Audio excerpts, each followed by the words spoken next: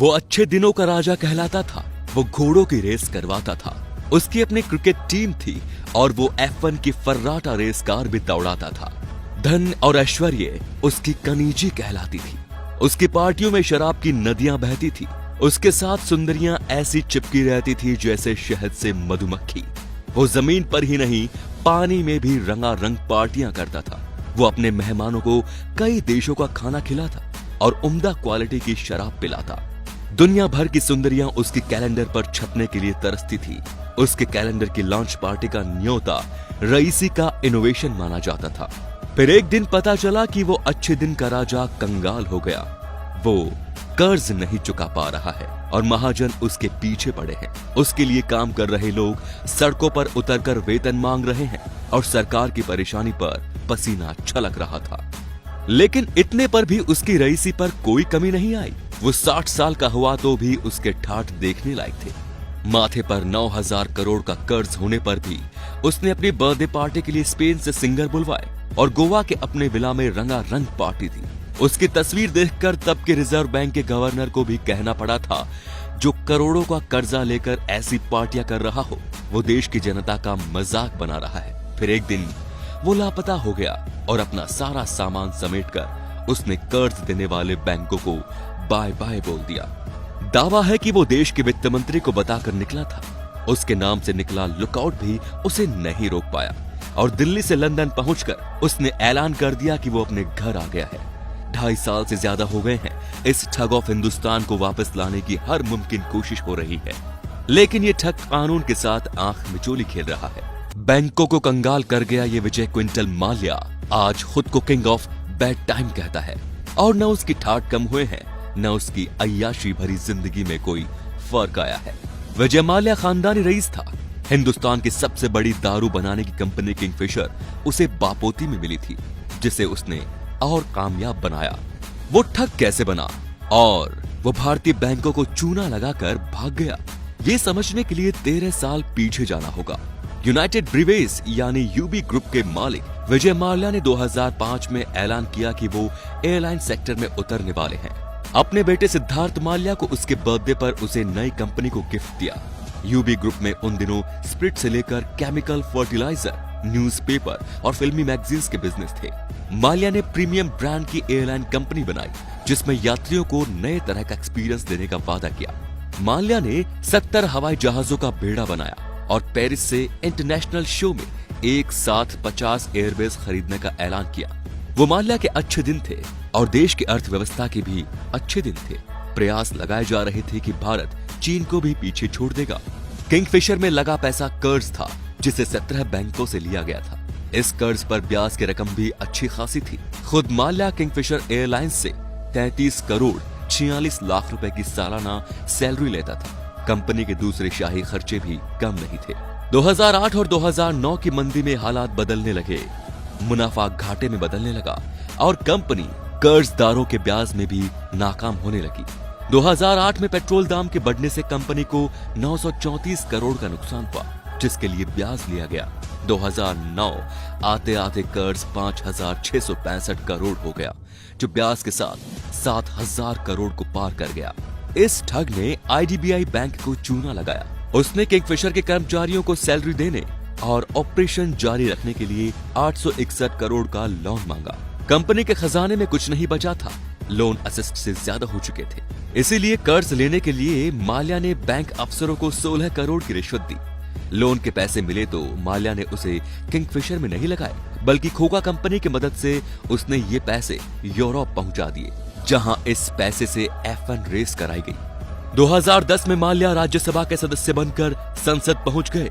उधर एयरलाइंस के कर्मचारियों ने सैलरी के लिए सड़कों पर उतरना शुरू कर दिया और सरकार के हाथ पैर फूलने लगे। कंपनी को बचाने के लिए सरकारी स्तर पर कोशिशें की गई। डॉक्टर मनमोहन सिंह ने ऐलान किया था कि सरकार एविएशन सेक्टर को टूटने नहीं देगी। 2011 में किंगफिशर एयरलाइंस लाइसेंस कैंसिल हो गया और कंपनी बंद हो गई। तब से कर्ज वसूली की प्रक्रिया चल रही है। माल्या भाग चुका है और बैंकों को किंगफिशर के सारे कर्ज एनपीए में डालने पड़े। कर्ज वसूली का आलम ये है कि माल्या ने किंगफिशर के जिस प्लांट को 4,000 करोड़ का बताकर लूट लिया, उससे बैंकों को एक पैसे की भी इनकम नहीं हुई।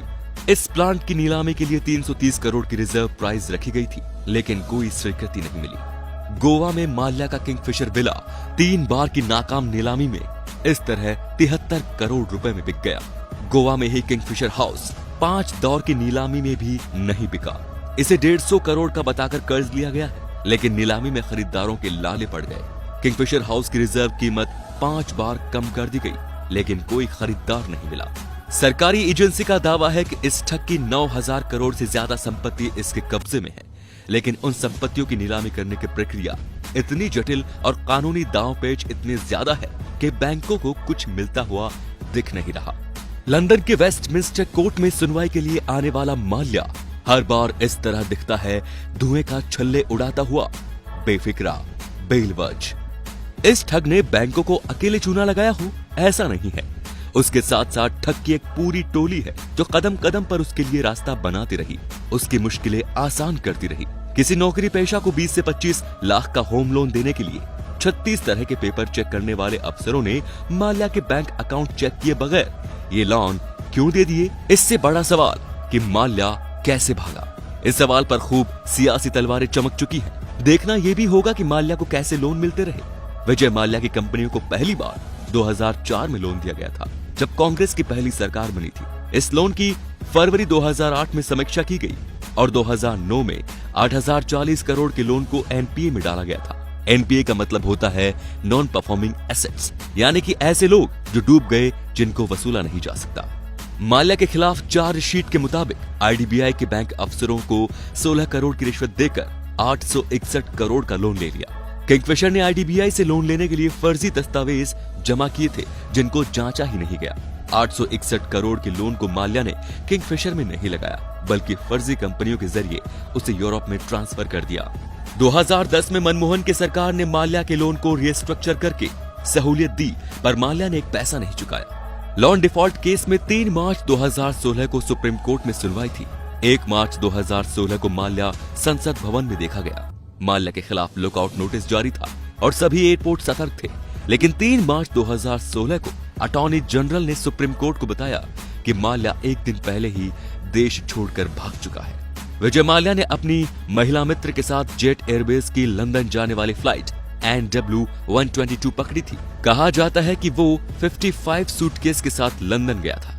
9000 करोड़ से ज्यादा कर्ज लेकर घी पी रहा विजय माल्या लुकआउट होने के बावजूद भी 55 सूटकेस लेकर लंदन कैसे भाग गया, ये भी कम हैरानी की बात नहीं। आज तक इस मामले में आधिकारिक जानकारी सामने नहीं आई, लेकिन इतनी जानकारी जरूर है कि माल्या ने अपने पावरफुल कॉन्टैक्ट के जरिए सिस्टम को जुगाड़ बना लिया, जिससे वो लंदन निकल गए। सीबीआई ने ब्यूरो ऑफ इमिग्रेशन को 16 अक्टूबर 2015 को लुकआउट नोटिस जारी किया। लुकआउट नोटिस जारी होने पर किसी भी इमिग्रेशन काउंटर पर पहुंचते ही पूछताछ और हिरासत हो सकती थी। लुकआउट नोटिस में बदलाव के बाद माल्या देश विदेश आता जाता रहा। लंदन भागने से पहले वो 2 बार विदेश गया, लेकिन 2 मार्च 2016 को देश छोड़कर गया, पर वो आज तक वापस नहीं आया। भारत भेजे जाने के डर से वो कई तरकीबें अपना चुका है। वो लंदन में महंगे वकील हायर करके मुकदमा लड़ रहा है। मुकदमा लड़ने के लिए भी वो ब्रिटेन की सरकार से ये कहकर पैसे लेता है कि उसकी संपत्ति सील है और उसे न्याय पाने के हक से बेदखल नहीं किया जा सकता। तो दोस्तों, क्या लगता है आपको कि माल्या को भारत से भगाने में तत्कालीन सरकार का हाथ था?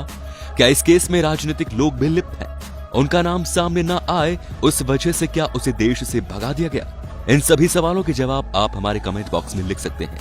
हमें आपके जवाबों का इंतजार रहेगा और इस ठग की सच्चाई की वीडियो शेयर करके सबके सामने लेकर आएं। धन्यवाद।